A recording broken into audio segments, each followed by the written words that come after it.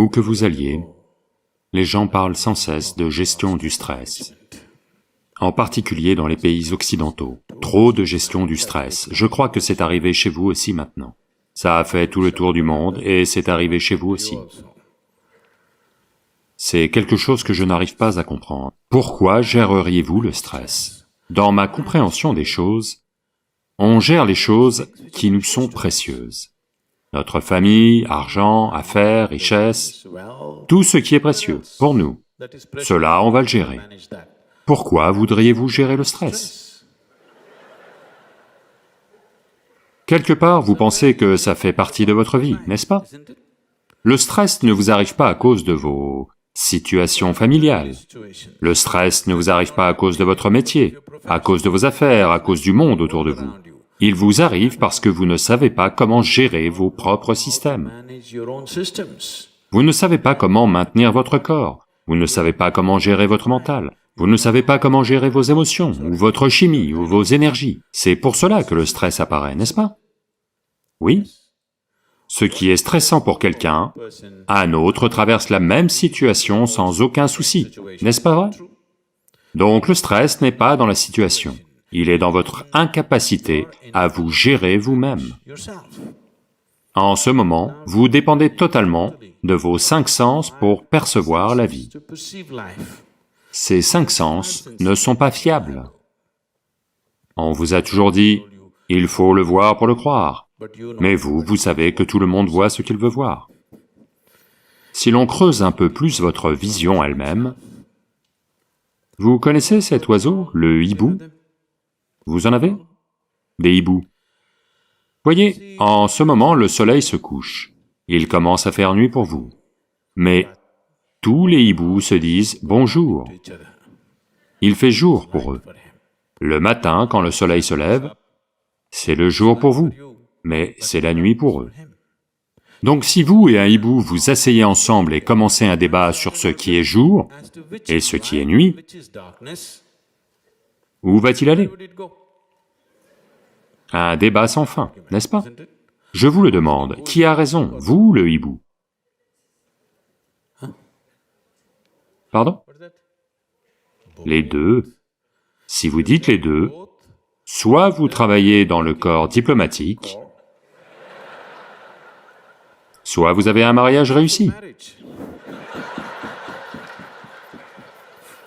Vous avez appris à dire les deux, les deux, les deux à tout. Je vous le demande, où est la vérité? Où est le jour? Ce que vous voyez est le jour ou ce qu'il voit est le jour?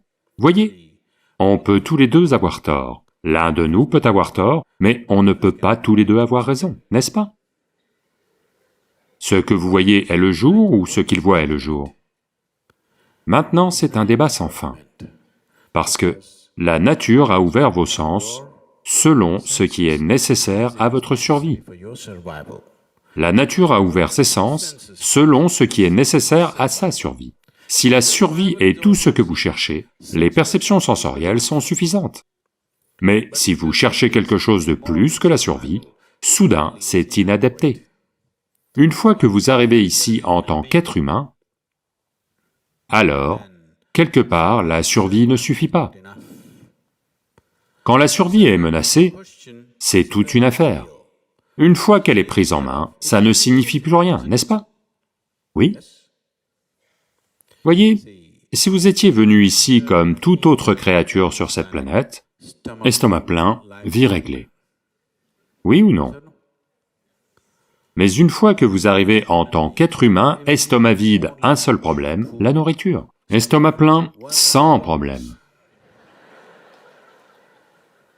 Ce que vous appelez la vie humaine ne commence qu'une fois la survie prise en main, n'est-ce pas? Jusqu'à ce que votre survie soit prise en main, vous êtes aussi comme n'importe quelle autre créature, juste une entité biologique. Il n'y a que quand la survie est prise en main, que d'autres dimensions de ce que vous appelez l'humain commencent à s'exprimer, n'est-ce pas? Et qu'est-ce que c'est?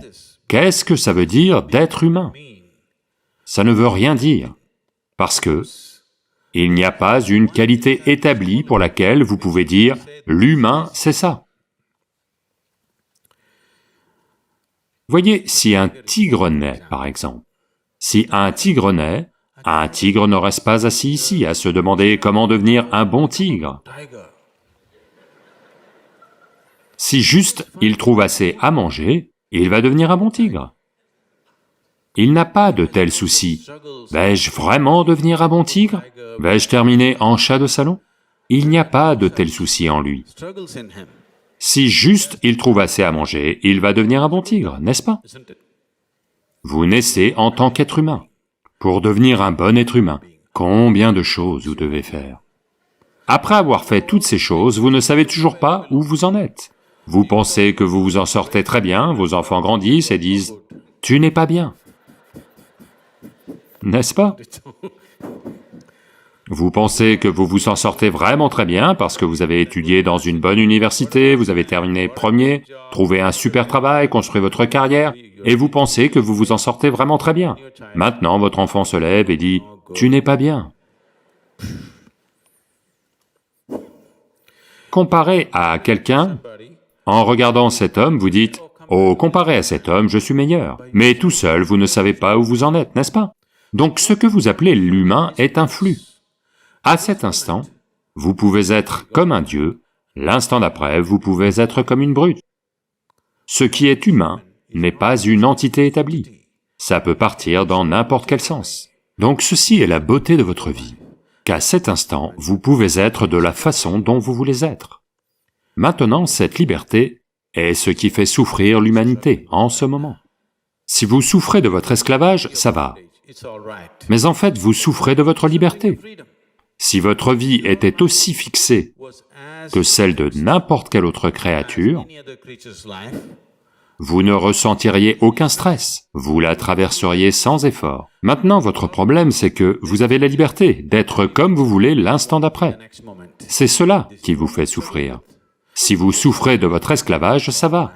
Si vous souffrez de votre liberté, c'est une tragédie, n'est-ce pas? Votre vie n'est pas une tragédie parce que ceci a eu lieu ou cela a eu lieu.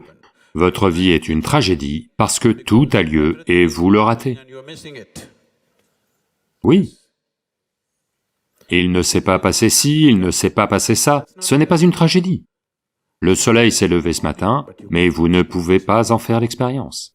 Vous respirez, vous ne pouvez pas en faire l'expérience. Vous êtes vivant, vous ne pouvez pas en profiter. Ça, c'est une tragédie, n'est-ce pas? Oui ou non? Ce qui s'est passé, ce qui ne s'est pas passé n'est pas la question.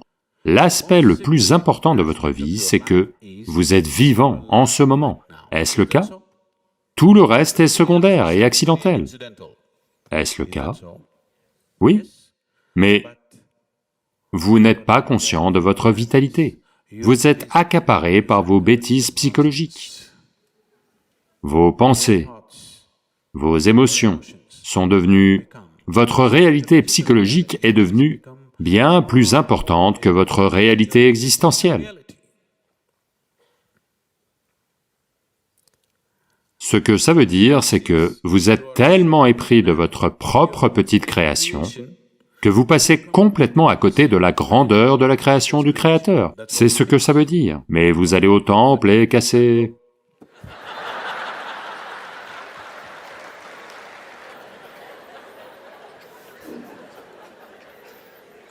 Vous faites toutes sortes de choses, mais si vous appréciez vraiment la création, la meilleure chose que vous puissiez faire, c'est d'y prêter attention et d'en faire l'expérience, n'est-ce pas?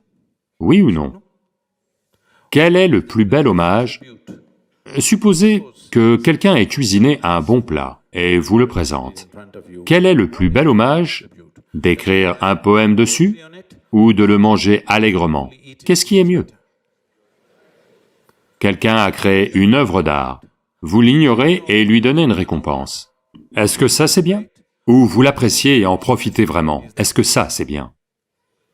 Donc, votre fichue vénération, vos rituels, vos bêtises ne sont pas importants. Si vous appréciez vraiment le Créateur et la création, la meilleure chose c'est d'avoir vécu dans la félicité. C'est cela la meilleure façon de rendre hommage au Créateur.